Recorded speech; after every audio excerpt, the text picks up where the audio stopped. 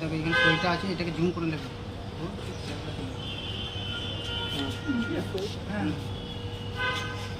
আজ আমরা এসেছি এখানে পিটিশনের ফাইল জমা দিতে। আপনারা দেখতে পাচ্ছেন তার প্রমাণ। আমরা আজকে স্যারের কাছে ফাইল জমা দিয়েছি। এটা কেস হবে।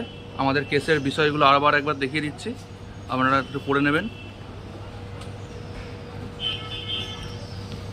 সেই সকালে এসেছি আমরা সুদীপ্ত দাশগুপ্ত স্যারের কাছে। এখন আমাদের কেস ফাইল হয়ে গেছে, মানে পিটিশনার জমা দিয়ে আমরা করে ফেলেছি, টাকাও পেমেন্ট করে দিয়েছি কিছু। এবার আমরা বাড়ি যাওয়ার পালা। এখানে সন্ধে হয়ে গেছে, এখন আমরা কলকাতাতেই আছি। অনেক আমাদের দাবিগুলো বলতে হবে নাকি? আচ্ছা, টোটালে 12 জন পিটিশনার হয়েছে।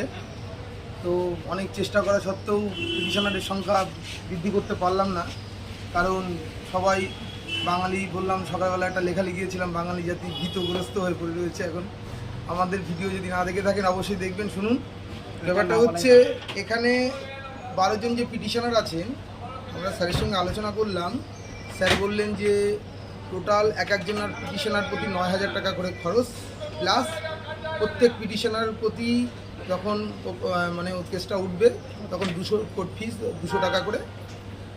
তাহলে 9,000 ইন্টু 12 করলে যে অ্যামাউন্টটা বের হয় 1,08,000, আর প্লাস ওর সঙ্গে 200 ইন্টু 12 2,400 টাকা টোটাল এরকম লাগবে। আর 1,08,000 আর এদিকে সিঙ্গেল বেঞ্চ পর্যন্ত 1,10,400 সিঙ্গেল বেঞ্চ পর্যন্ত লাগবে।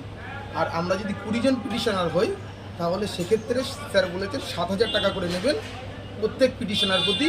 তাহলে সেখানে যাচ্ছে আমাদের 1,40,000 টাকা এবং সঙ্গে কোর্ট ফিস 200 টাকা করে। ঠিক আছে, ঠিক আছে, বাড়ি যাওয়া হয়েছে, 200 টাকা করে কোর্ট ফিটা। আমরা অনেকক্ষণ বাড়ি সকাল থেকে বাড়ি। সেটা আমরা 16 তারিখের মধ্যে করলেই হবে। যারা পিটিশনার হতে চান তারা 16 তারিখের মধ্যেই যদি ডকুমেন্টস পাঠান আর এখানে পিটিশনার হয়ে যান বা সিসির অবশ্যই যোগাযোগ করেন তাহলেই হবে। দেখুন, আমরা সেই সকাল 7টার সময় বাড়ি থেকে বেরিয়েছি, এখন রাত 8টা-9টা বাজতে গেল, এখনও বাড়িতে পৌঁছাইনি। আপনাদের জন্যই তো আমরা আন্দোলনটা করছি, আপনাদের জন্যই তো কেসটা করছি। আপনারা আমাদের পাশে দাঁড়ান, আমাদের জিত হবেই। স্যার বলছেন জিত হবেই হবে, আমরা জিতবই কেস। আমাদের কেস ফাইল হয়ে গেছে। আমরা একটা জিনিস বলতে চাই, 14 তারিখে নবান্ন অভিযান আছে, আপনারা সবাই দলে দলে যোগ দিন। নবান্ন অভিযানে সবাই মিলে আসুন, সবাই মিলে আসুন। এই কেসে আমরা জিতবো। এই কেসে 2016 সালের প্যানেল যেহেতু অবৈধ, 2016 সালের প্যানেল যেহেতু অবৈধ, সেই হিসাবে ওরা 10 নম্বর কি করে পায়, এটা ওরাও 10 নম্বর পাবে না, ওরা 10 নম্বর পাবে না।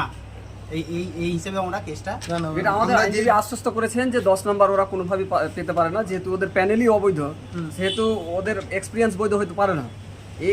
এইভাবে আমাদের আইনজীবী সুদীপ্ত দাশগুপ্ত আমাদের আশ্বস্ত করলেন যে তোমাদের গ্রাউন্ড আছে, তোমরা লড়াই করো। আমরা সেই দিক থেকে এখন আমাদের পিটিশনারের কাজগুলো অনেকটাই সমাপ্ত করলাম। আগামীর কাজ হচ্ছে আমাদের 14 তারিখ। 14 তারিখ। আচ্ছা, আমার কথা আমি বলছি। আচ্ছা, কেসের যে বিষয়টা সেটা হচ্ছে যে 1 নাম্বার হচ্ছে ইন্টারভিউয়ের পর এক্সপিরিয়েন্সের মার্কস দিতে হবে গেজেটেড 2L কে নিয়ম অনুযায়ী। যেহেতু SLST 2016 প্যানেলটি 17 রকমের দুর্নীতির জন্য বাতিল হয়েছে, সেহেতু এই প্যানেলটি অবৈধ। এই জন্য অবৈধ প্যানেলের অন্তর্গত শিক্ষক শিক্ষিকাদের এক্সপিরিয়েন্সের 10 মার্কস দেওয়া অবৈধ।